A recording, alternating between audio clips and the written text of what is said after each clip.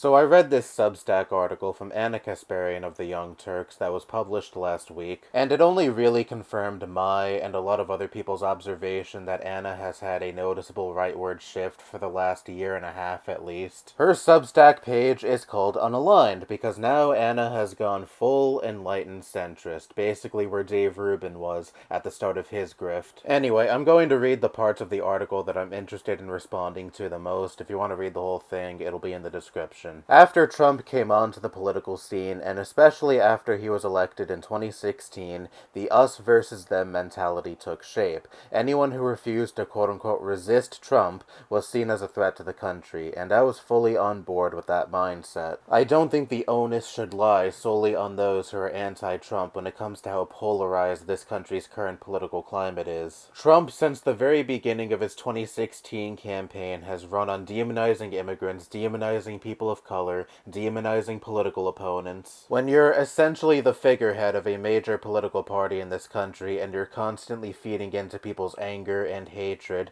that is naturally going to facilitate a very toxic environment. Not to mention he has primed his base to outright deny reality for 4 years now when he keeps repeating the lie that he actually won the 2020 election and it was rigged against him. And at his behest, many of his most rabid supporters stormed the Capitol in an effort to subvert democracy. These are not actions that take place in a normal and civilized political climate. And when you have Trump egging on and downplaying this behavior, how can you say with a straight face, well, it's actually the anti-Trumpers who at the very least equally contribute to the toxicity of modern American political discourse? And when it comes to viewing anyone who resists Trump as a quote-unquote threat to this country, here's where I personally stand on this. When it comes to the most sycophantic Trump supporters, yeah, I do view them as a threat, I'm sorry. They happily deny reality and invent their own facts when the actual facts are inconvenient to them. They have no problem going against the will of the people when election results don't go their way. How can a country thrive when a significant portion of its population lives in a completely different version of reality? And again, this behavior is encouraged and facilitated by Donald Trump himself. Most of those who combat this are merely combating against the toxicity already put in place by Trump and his supporters. And when it comes to moderate voters who are leaning towards Trump and are likely going to vote for him because of the economy and think he could just press the inflation go down button once he gets in office, well, I don't view them as a threat per se, but they certainly are able to tolerate the extremism brewing within the GOP at this point. And that's where my problem lies, because it normalizes Trump's extremism and his blatant disregard for democracy. Anyway, let's read more. I can't help but acknowledge that the only thing that was accomplished by resisting Trump was less understanding and more division among Americans. I personally became reluctant to challenge my side or engage with voters who disagreed with me. In turn, I became less knowledgeable about the people and world around me. I saw Republican voters as an evil monolith, and that was a big mistake. I don't have too much to say about this point because I would just be repeating a lot of what I said in response to the last point, but what I do want to say, or ask rather, is how do you, in good faith, engage with a Trumper in today's political climate? We just had that Haitian migrant hoax that dominated political discourse for like a week or week and a half, where in Springfield, Ohio, a town that was dying before the Haitian migrants came in and revitalized the economy, by the way, cats and dogs were supposedly being snatched and eaten by these migrants. City officials and law enforcement have come out and said this is not happening in our town, but even still, many Trumpers have gone along with this hoax because they'd rather listen to Trump and their propaganda mills than even for a second consider anything that might go against their warped version of reality. So when one is just going to say, oh, that's not true, fake, when you bring up anything that contradicts their talking points, how do you engage with that person? At that point, they are so consumed by right-wing talking points and conditioned to reject anything that refutes those talking points that I don't think it's worth engaging in these talking points, because it's not like the person heading into the conversation is genuinely interested in hearing a different perspective and are open to changing their mind. Whatever you say is likely just going to go in through one ear and out the other. Anyway, let's read more, shall we? My evolution started in 2022 when I was sexually assaulted by a homeless man in my neighborhood as I was walking my dog. That horrible experience alone didn't change me politically, but the treatment I received from the far left and some progressives after sharing my story did. I was told that by publicly sharing what had happened to me, I was stigmatizing my unhoused neighbors, quote-unquote. Others accused me of feeding into racist tropes because they assumed that my attacker was white, but I had never even disclosed the man's race. He was white. I don't have a problem with you sharing a traumatic event that happened to you. I have a problem with you weaponizing said traumatic event to feed into right-wing hysteria surrounding all homeless people. The number one cause of homelessness in this country is lack of affordable housing, and that's why you're seeing a lot of homeless camps in states such as California, like where Anna lives. She thinks these homeless camps are such an eyesore, and she has come out in favor of anti-camping laws. But most of the people within the homeless demographic are people who simply cannot make ends meet and afford a roof over their heads. It's horrible that you had to go through such an experience, but it doesn't really change my mind that most homeless people are victims of a society that deems it okay to throw people on the street like trash if they don't make a sufficient amount of money. We spend billions in aid to help Israel continue to murder brown people.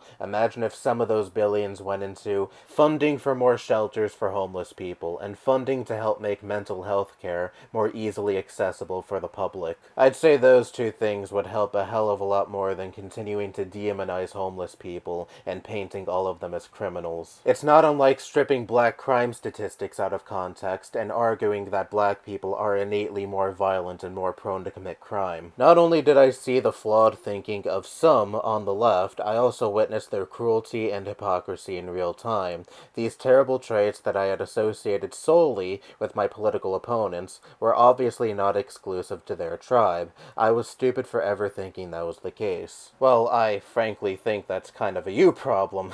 You shouldn't have thought to begin with that everyone who ascribes to a certain side of the political aisle will just automatically be nice to you because you yourself were also on that side of the political aisle. There's mean people on the left just like there's mean people on the right. I don't know what else to say to you besides, I don't know, put on your adult pants because that's just how the real world is. Then there was this insane reaction to one of my tweets in March 2023. I'm a woman. Please don't ever refer to me as a person with a uterus, a birthing person, or person who menstruates. How do people not realize how degrading that is? You can support the transgender community without doing this shit. All hell broke loose after I posted these words. Most friends, quote-unquote, in left-wing media didn't bother reaching out privately to discuss their disagreement with my personal preference. Instead, many self-described socialists took it upon themselves to profit from conflict by publicly attacking me with monetized videos. Well, I mean, welcome to the YouTube game. I'm sure there are plenty of TYT clips where you attack other public figures that are monetized. But anyway, it's this shit again. How many people actually have those phrases in their vernacular? They are fringe descriptors that are mostly used in a medical context. However, there are still some instances where they are applicable outside of that context. Like, for example, I say anti-abortion laws are detrimental to all people with uteruses. I am also being inclusionary to non-binary people and trans men who are capable of giving birth. Do you want to know who I am also including when I say that? Cis women like yourself, Anna. But when I'm referring to a specific woman, cis or trans, I still refer to them as a woman because they identify as such. This is not hard to grasp at all. Where is this epidemic of people referring to every woman they encounter as a birthing person or a person with a uterus? Because to me, it seems like you're making a mountain out of a molehill over something that doesn't fucking happen at all. I never apologized for that tweet and I never will. So brave.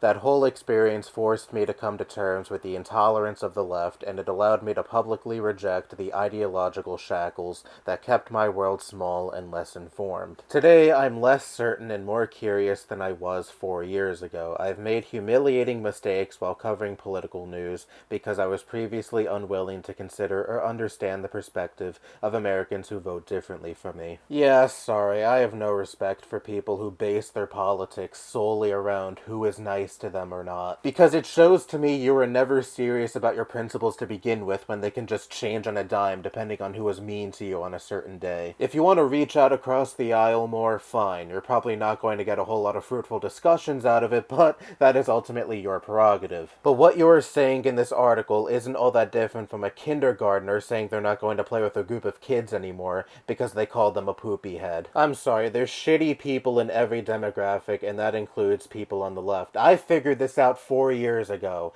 I used to associate with a lot of insufferable LARPers online who always acted like the revolution was going to happen tomorrow. Me and a friend had one disagreement with this group of people. They all freaked the fuck out, cut all contact with us, and I haven't spoken to them since. I didn't make this huge spectacle about how the left is so intolerant. I'm going to change my views on a dime because these select few morons were mean to me. No, it helped me realize that there are certain circles in the left that are very toxic and are obsessed with purity testing, and I will avoid those circles going forward. Because I can realize that just because someone shares my politics, or at the very least shares several of my political views, that doesn't automatically make them my friend. Because it's almost like there's more to a person than just their political views. They can be good on social and economic issues, but be an insufferable asshat outside of those things. Politics is not about making friends or being nice to one another. Join a social club if that's what you're after. But rather opinions and beliefs regarding hard-pressing issues that many people in this world take very seriously because they themselves may be at the brunt of these issues. Like, for example, I don't think many trans people appreciated your birthing person tweet because it fed directly into right-wing propaganda that has done nothing but harm the trans community for years at this point, and provided perceived legitimacy to their propaganda because here you are, a woman who at the very least postured herself as a progressive for years, now all of a sudden nodding and agreeing with right-wing talking points surrounding trans people. I would say Anna needs to really stop having a childish view on politics, but this is almost certainly a grift. She's going through the same cycle Dave Rubin and Jimmy Dore went through. She starts off as a disenfranchised, enlightened centrist who was bullied by the mean, intolerant left, and then slowly but surely, she becomes either indistinguishable from a Republican or flat out comes out as a Republican in the case of Dave Rubin. Which path will she take? Time will tell, but I am almost certain either one of these two outcomes will happen. Anyway, this whole thing has been very vindicating because I never fucking liked Anna, and TYT as a whole for that matter, but I've already made that more than clear on this channel. That's all I have to say. Bye-bye.